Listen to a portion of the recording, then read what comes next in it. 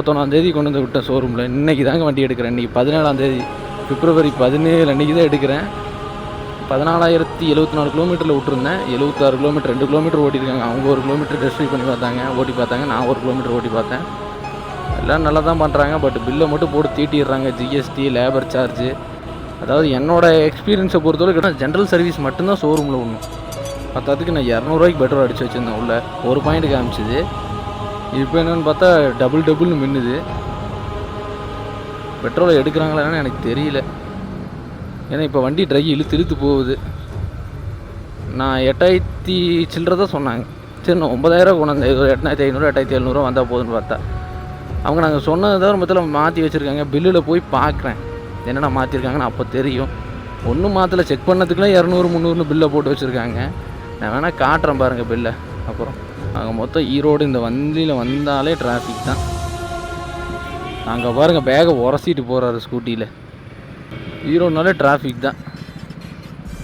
இது கம்மி. சாயந்தரம் நேரம் தான் ஒன்றும் ஆகும். இதெல்லாம் கம்மி தான். டயர் மாற்றோம்னா கொஞ்சம் ஸ்மூத்தாக போகுதுங்க. பேக் டயர் வேறு கேட்டால் அவங்க ஷோரூமில் எங்கேயும் எடுத்து போட்டேன், அப்புறம் எடுத்துகிட்டு வரேன், இப்போ எடுத்துகிட்டு வரேங்கிறாங்க. அதாவது பஜாஜ் ஷோரூம் சுத்த வேஸ்ட்டு. அதுதான் உண்மை. சும்மா சமாளிக்க மட்டும்தான் தெரியும். இன்னும் பில்லில் என்னென்ன போட்டிருக்கான்னு போய் பார்த்தா தான் தெரியும். அதுக்கு எமஹாவே பரவாயில்ல போல்.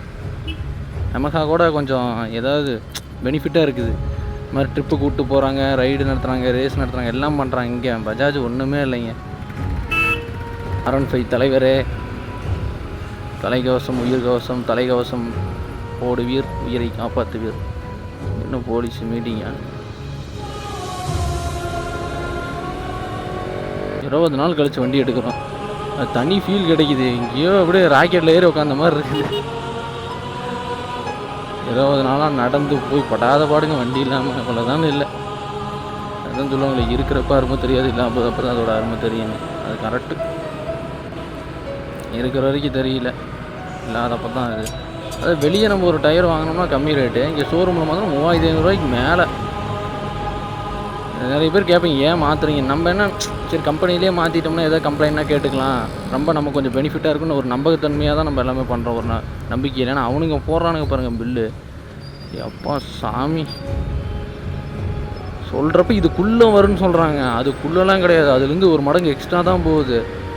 அது நம்ம சொல்கிறத தவிர மற்ற எல்லாத்தையும் செக் பண்ணுறதுக்கெல்லாம் லேபர் சார்ஜா இல்லை கேட்குறேன்.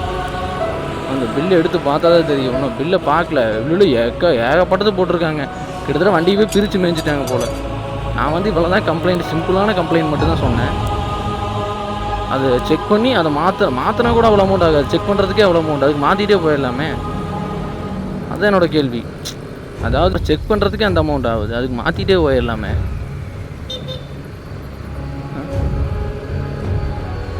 அதாவது இந்த பைக்கு வச்சு சம்பாதிக்கிறதுலாம் ரொம்ப இதுங்க. வெளியே நம்ம விட்டு மாற்றிக்கணும் இனிமேலாம். அதுதான் நல்லது. ஜென்ரல் சர்வீஸ் மட்டும் அங்கே பண்ணிக்கணும். ஆயில் மாற்றுறது இது மட்டும். அதுக்கு நான் ஏன்னா அந்த ஏஓசி கார்டுன்னு ஒன்று வாங்கிட்டேன். அதனால் அது கொஞ்சம் டிஸ்கவுண்ட் பண்ணுவாங்க.